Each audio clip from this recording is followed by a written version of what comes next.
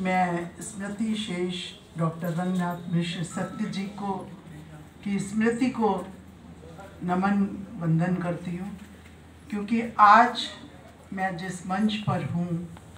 वो उन्हीं की प्रेरणा स्वरूप।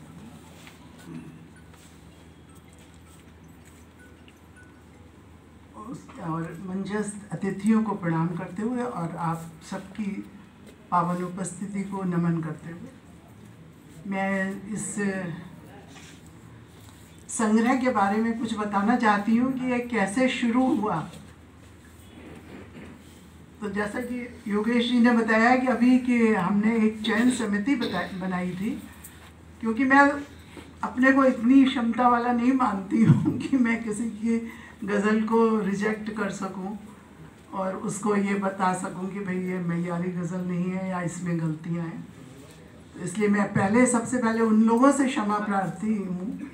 जिनकी गज़लें इस संग्रह में नहीं आ पाई हैं, लेकिन वो ये ना समझें कि उनकी गज़ल अच्छी नहीं थी या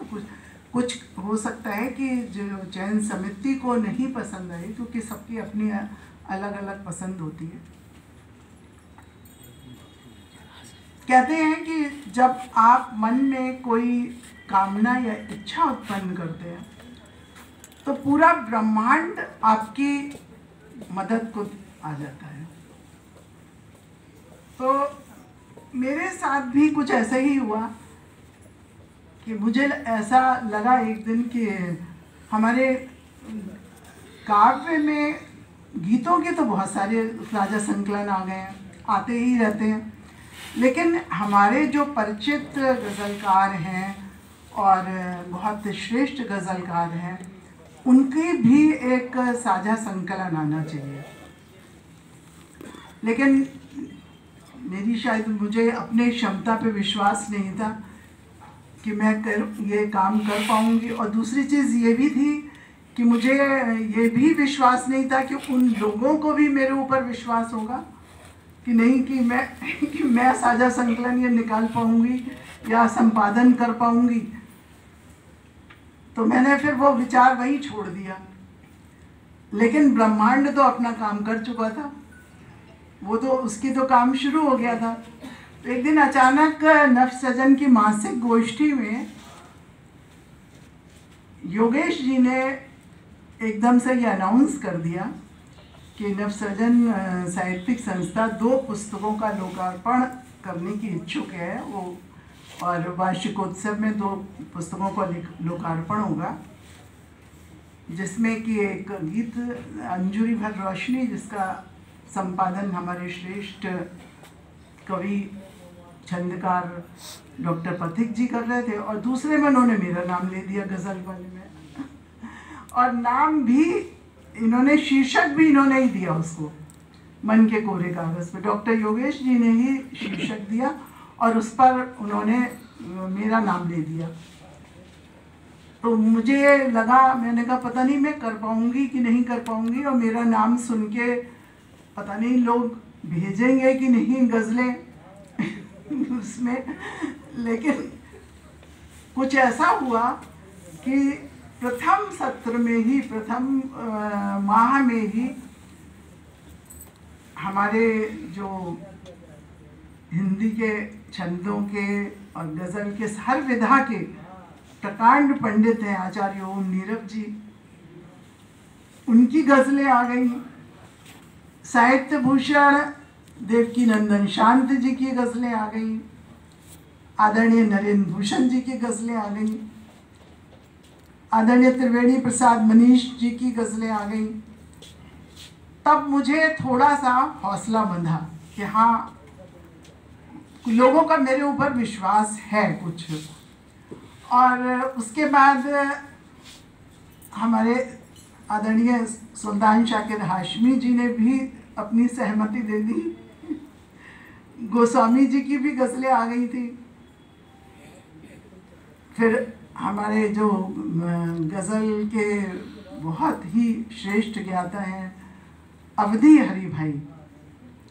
उन्होंने भी सहमति प्रदान कर दी। तब मेरा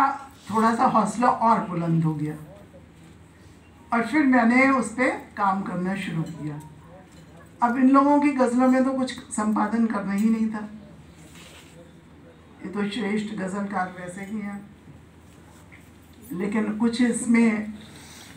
नए रचनाकार भी थे जो गज़ल लिखने का प्रयास कर रहे थे, और कुछ गीतकार थे जो चाहते थे कि गज़ल के ही रूप में वो लिखें, उसको लिखा जाए। तो मैंने उसका संपादन किया है, और अब कहाँ तक मैं उसमें सफल हुई हूँ ये तो वो गज़लकार ही बताएंगे जिनकी गज़लों का मैंने वास्तव में संपादन किया है, कि मैं कहाँ तक इसमें सफल हुई हूँ। और मैं चाहूँगी कि उनकी प्रतिक्रिया मिले मुझे, ताकि अगले संग्रह के लिए मेरा हौसला कुछ और बढ़ जाए।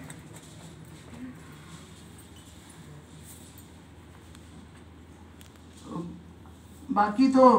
सबकी गज़लें बड़ी श्रेष्ठ हैं इसमें, और मुझे बहुत अच्छा लगा, और शायद आपको भी ये संग्रह बहुत पसंद आएगा, क्योंकि इसमें सभी श्रेष्ठ गज़लकारों की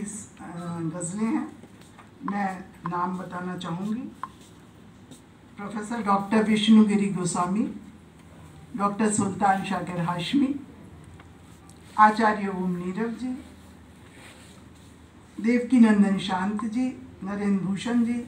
डॉक्टर सत्यदेव प्रसाद द्विवेदी पथिक जी, डॉक्टर हरिप्रकाश श्रीवास्तव अवधि हरि, और मेरे गज़ल गुरु शरद तैलंग जी,